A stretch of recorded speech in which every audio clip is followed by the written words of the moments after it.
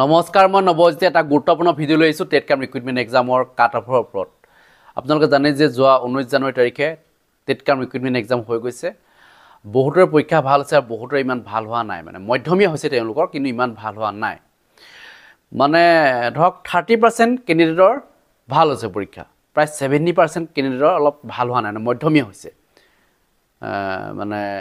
তেনেকুৱা হৈছে একেবাৰে বেয়াও হোৱা নাই কিন্তু পাৰ্টিবিলাকৰ কিন্তু মধ্যমীয়া পাৰ্টি সংখ্যা বেছি মানে যিবিলাকৰ পৰীক্ষা ইমান ভালো হোৱা নাই বেয়াও হোৱা নাই কিন্তু প্ৰায় 30% কেণ্ডিডেটৰ ভাল হৈছে পৰীক্ষা গতিকে এই কাট অফটো কেনেকুৱা ধৰণৰ হ'ব পাৰে এনেকুৱা কিছুমান ধাৰণা আমি লৈ আহিছোঁ যেহেতু আপোনালোকে জানে যে মই কাট অফৰ ওপৰত ভিডিঅ' আগতেও বনাইছোঁ টেট কাম ৰিক্ৰুটমেণ্ট এক্সামৰ সন্দৰ্ভত এইবাৰ প্ৰথম বনাইছোঁ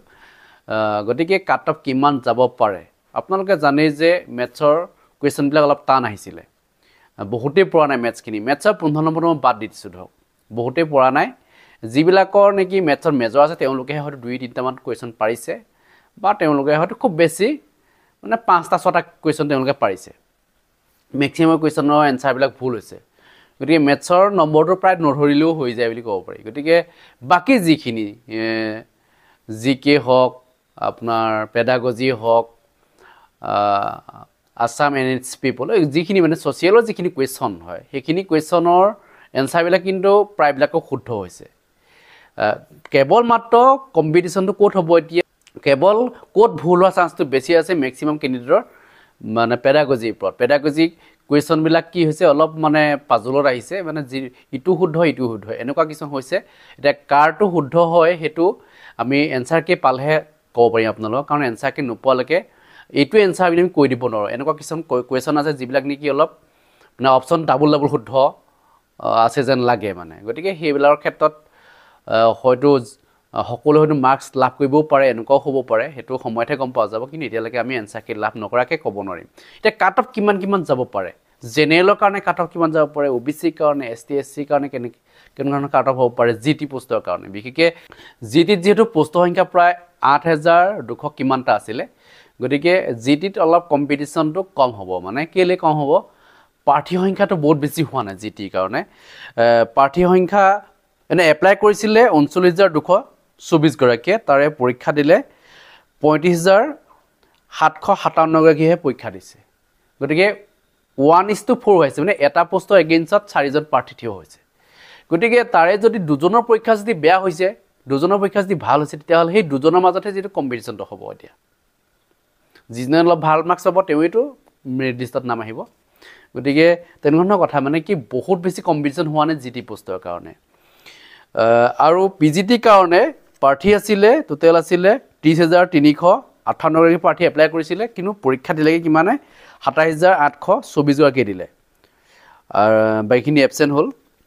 গতিকে এবচেণ্ট প্ৰাৰ্থীৰ সংখ্যাটো প্ৰায় আপোনাৰ 6000 মানৰ এবচেণ্ট হৈছে গতিকে বিশেষকৈ পিজিটিৰ কাৰণে কাট অফটো অলপ বাঢ়িব মানে পিজিটিত কি হ'ল মানে প্ৰাৰ্থী সংখ্যাটো যেটো ইয়াত যথেষ্ট আছে পোষ্ট অনুপাতে প্ৰাৰ্থী সংখ্যা বেছি হয় এতিয়া তাত কম্পিটিশ্যনটো বাঢ়িব গতিকে কম মাৰ্কছৰ পোৱাৰ চান্সটো খুব কম থাকিব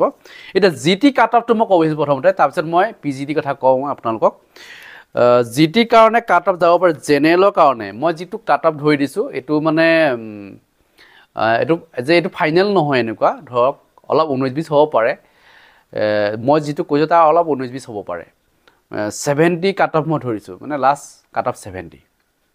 পোষ্টৰ সংখ্যা যথেষ্ট আছে কাৰণে মই 70 ধৰিছোঁ কাট অফ 70 আহিব পাৰে লাষ্ট কাট অফ আৰু ওবিচি ক্ষেত্ৰত 65 আহিব পাৰে আৰু এছটি প্লেনৰ ক্ষেত্ৰত 60 মান আহিব পাৰে আৰু এছচি ক্ষেত্ৰত 63 মান আহিব পাৰে আৰু এছটিএইচৰ ক্ষেত্ৰত এইটো কাট অফ নাথাকে মানে এছটিএইচৰ যিমান কেণ্ডিডেট পাছ মানে পৰীক্ষা দিছিলে সকলোৱে যেটো পাব চাকৰি এছটিএইচৰ পোষ্টৰ সংখ্যাটো বেছি প্ৰাৰ্থী সংখ্যাটো কম হয় ঠিক আছে গতিকে এছটিএইচৰ যিসকল কেণ্ডিডেট আছে তেওঁলোকে সকলোৱে চাকৰি পাব কিন্তু এতিয়া কথা হ'ল যে যিসকলৰ এতিয়া ধৰক এতিয়া ওবিচি ক্ষেত্ৰত বা জেনেৰেলৰ ক্ষেত্ৰত কিন্তু কাট অফ ইমান অহাৰ সম্ভাৱনা আছে আপোনালোকে কমেণ্ট সেকশ্যনত জনাব কিমান আপোনালোকে পাব নম্বৰ সেইটো সম্পৰ্কে জনাব কমেণ্টত আশা আছে নাই আপোনালোকে চাকৰি পোৱাৰ সেইটো সম্ভাৱনাটো কিমান আমি ক'ব পাৰিম মানে আৰু পিজিটি ক্ষেত্ৰত মই জনাব যে পিজিটি ক্ষেত্ৰত অলপ কাট অফ বাঢ়িব কাৰণ পোষ্ট একেবাৰে কম আছে গতিকে পিজিটি ক্ষেত্ৰত জেনেৰেলৰ কাৰণে 80 মান আহি যাব পাৰে কাট অফ আৰু OBC কাৰণে 85 মান আহিব আৰু SC কাৰণে 80 ST প্লেনৰ কাৰণে মই চেনি না 5 কে ডিফাৰেন্সত মই দি দিছোঁ কিন্তু বহুত বেছি কাট অফ মই ধৰা নাই কিন্তু পৰীক্ষা ভাল হৈছে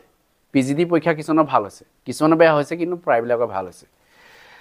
মেথছ নোৱাৰিলে হ'ব কি বাকিবিলাক মানে পাৰিছে তেওঁলোকে কুৱেশ্যনবিলাক ইমান